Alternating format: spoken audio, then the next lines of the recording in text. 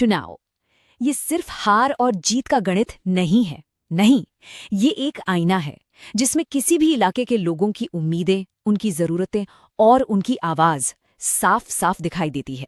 तो आज हम इसी आईने में झांकेंगे। हम चलेंगे राजस्थान के पुष्कर और वहां के आंकड़ों की परतें खोलकर शासन और जनता के बीच के रिश्ते को समझने की एक निष्पक्ष कोशिश करेंगे।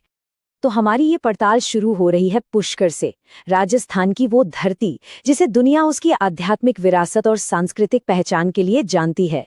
लेकिन इस ऐतिहासिक पहचान के पीछे आज की कुछ बड़ी, कुछ आधुनिक चुनौतियां भी छिपी हैं, और यही चुनौतियां असल में वहां की राजनीति को एक शक्ल दे रही हैं। आगे बढ़ने के लिए हमने इस पूरी पड़ताल को 6 हिस्सों में बांटा है। हम जमीन की हकीकत से शुरू करेंगे, फिर चुनावी गणित को समझेंगे, इसके बाद जनादेश का विश्लेषण होगा और इन सब की बुनियाद पर शासन के लिए एक ठोस ब्लूप्रिंट तैयार करेंगे, और आखिर में 90 दिन का एक एक्शन प्लान। तो चलिए शुरू करते हैं। किसी भी जगह की सियासत को समझने से पहले वहां के लोगों को समझना जरूरी है। आंकड़े तो आएंगे, लेकिन हर कहानी की शुरुआत हमेशा लोगों से होती है। ये जो बात है ना, ये किसी एक इंसान की आवाज नहीं है, ये पुष्कर के हजारों लोगों के दिल की आवाज है, उनकी एक सामूहिक भावना है। देखिए, वहां पानी सिर्फ एक संसाधन का मुद्दा नहीं है, नहीं, ये लोगों की रोजी रोटी से, उनकी आस्था से और सबसे बढ़कर उनके आने वाले कल से जुड़ा एक बहुत गहरा सवाल है। तो जब हम जमीन पर देखते हैं तो लोगों की रोजमर्रा की जिंदगी का संघर्ष इन 4 बड़ी चीजों के इर्द गिर्द घूमता है। पानी की किल्लत, जो सीधे सीधे खेती को प्रभावित कर रही है। खेती पर संकट आता है तो जाहिर है स्थानीय नौकरियां खत्म हो जाती हैं और नौजवानों को शहर की तरफ जाना पड़ता है। और इन सब की जड़ में क्या है?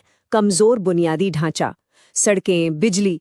ये सब अलग अलग मसले नहीं हैं, ये एक चेन की तरह एक दूसरे से जुड़े हुए हैं। अब देखते हैं कि जमीन की ये सच्चाइयां चुनावी नतीजों के आईने में कैसे दिखती हैं। चलिए 2023 के जनादेश के आंकड़ों पर एक नजर डालते हैं। पुष्कर निर्वाचन क्षेत्र में कुल मतदाताओं की संख्या है 2,51,989। ये नंबर हमें बताता है कि चुनावी मैदान कितना बड़ा है। यहाँ एक एक वोट की कीमत है, और इतने बड़े मतदाता समूह तक पहुंचना अपने आप में एक बड़ी चुनौती है। और 2023 में मतदान हुआ 75.25%। ये एक बहुत ऊंचा आंकड़ा है। ये दिखाता है कि पुष्कर के लोग अपने मुद्दों को लेकर कितने सजग हैं और लोकतंत्र में कितनी गहराई से विश्वास रखते हैं। ये एक ऐसा इलाका है जो अपनी राय देना जानता है। और ये है जीत और हार का फैसला करने वाला नंबर। जीत का अंतर 7.32%। हाँ, ये एक साफ जीत है, इसमें कोई शक नहीं। लेकिन ये इतना बड़ा अंतर भी नहीं है जिसे बदला ना जा सके। इसका सीधा सा मतलब है कि लगभग 14,000 वोटों का हेरफेर पूरे खेल को पलट सकता है। ये आंकड़ा एक तरफ विपक्ष को उम्मीद देता है तो दूसरी तरफ सत्ता पक्ष को याद दिलाता है कि जमीन पर पकड़ ढीली नहीं छोड़नी है। तो ये डैशबोर्ड हमें एक नज़र में पुष्कर के सियासी मिजाज की पूरी तस्वीर देता है। कुल मतदाता, ऊंचा मतदान प्रतिशत और जीत का अंतर, ये 3 नंबर मिलकर हमें वो कहानी बताते हैं कि भविष्य में जीत की दहलीज क्या होगी और उसे पार करने के लिए क्या करना होगा। अब सिर्फ आंकड़ों से आगे बढ़कर पुष्कर के इतिहास और उसकी सामाजिक ताने बाने को समझने की कोशिश करते हैं, क्योंकि यही वो चीजें हैं जो वहां की राजनीति को गहराई से असर डालती हैं। ये टाइमलाइन एक बहुत दिलचस्प ट्रेंड दिखाती है। पिछले 3 दशकों में वोट डालने वालों की संख्या लगातार बढ़ी है। 1993 में 64% से लेकर 2023 में लगभग 75% तक। इसका मतलब साफ है कि मतदाता अब पहले से कहीं ज्यादा एक्टिव हैं और अपनी मांगों को लेकर ज्यादा मुखर भी। ये चार्ट हमें पुष्कर की सामाजिक बनावट दिखाता है। यहाँ अनुसूचित जाति की आबादी लगभग 19% है।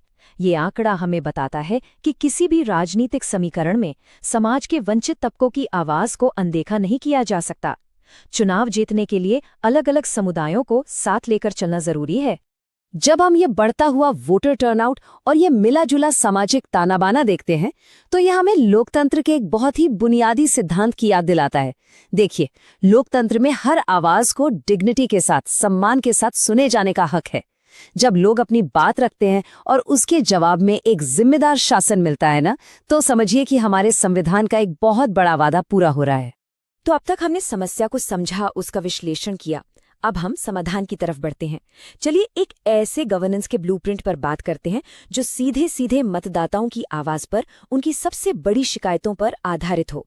तो सबसे बड़ा सवाल यही है, पुष्कर के लोगों को असल में चाहिए क्या? किसी भी कामयाब रणनीति की नींव इसी एक सवाल के जवाब में छिपी होती है। ये देखिए, ये वो 5 सबसे बड़ी शिकायतें हैं जो सीधे पुष्कर के लोगों के बीच से निकल कर आई हैं। और इसमें सबसे ऊपर क्या है? पानी और खेती। ये सिर्फ एक लिस्ट नहीं है, नहीं, इसको आप जनता का सीधा सीधा मैंडेट समझिए। ये एक रोड मैप है जो बता रहा है कि सबसे पहले सबसे जरूरी काम कहाँ पर करना है। अब हम सिर्फ रणनीति की बात नहीं करेंगे, बल्कि उसे जमीन पर उतारने की बात करेंगे। ये एक 90 दिन का एक्शन प्लान है जो इस गवर्नेंस ब्लूप्रिंट को आम मतदाता तक ले जाने का रास्ता दिखाता है। इस 90 दिन की रणनीति के 3 साफ साफ चरण हैं। पहले 30 दिन जमीनी संगठन को मजबूत करना, अगले 30 दिन उन मुद्दों पर एक जोरदार अभियान छेड़ना जो लोगों के दिलों को छूते हैं, और आखिरी 30 दिन इस बने हुए माहौल को वोटों में बदलना। ये एक तार्किक और सधा हुआ तरीका है।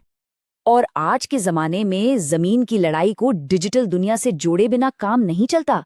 सोचकर देखिए, एक छोटी सी रील जिसमें एक किसान अपने सूखे खेत को दिखाते हुए सिर्फ इतना पूछे, मेरा पानी कहाँ है? या फिर एकता रील्स जहां उम्मीदवार मंदिर भी जा रहे हैं और मस्जिद भी।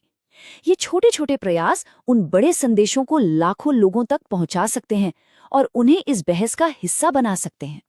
और आखिर में हमें ये समझना होगा कि ये सारी मेहनत सिर्फ एक चुनाव जीतने के लिए नहीं है। चलिए इस बातचीत को चुनावी रणनीति से ऊपर उठाकर एक स्थायी जन केंद्रित शासन की सोच तक ले जाते हैं। ये जो ब्लूप्रिंट है, ये सिर्फ चुनाव जीतने का एक तरीका नहीं है। नहीं, सच्चा शासन, असल गवर्नेंस एक वादा होता है। एक ऐसा वादा जिसके लिए नागरिक का भरोसा, उसकी सहमति जीतनी पड़ती है। और आज के दौर में इस वादे को निभाने के लिए ये भी जरूरी है कि लोगों के पर्सनल डेटा और उनकी डिग्निटी की सुरक्षा हो। ये उस भरोसे की बुनियाद है। तो आखिर में सवाल यही है, क्या डेटा की ताकत और लोगों के दर्द को समझने वाली सहानुभूति, इन दोनों को मिलाकर एक ऐसी व्यवस्था बनाई जा सकती है? एक ऐसी व्यवस्था जो एक साधारण वोट को, एक जनादेश को सिर्फ 5 साल में एक बार होने वाले एक इवेंट से तरक्की की एक लगातार चलने वाली साझेदारी में बदल दे। अगर आप एक जन केंद्रित नेता बनकर अपने निर्वाचन क्षेत्र की तस्वीर बदलना चाहते हैं तो संपर्क करें blueprintstrategies.ai पर।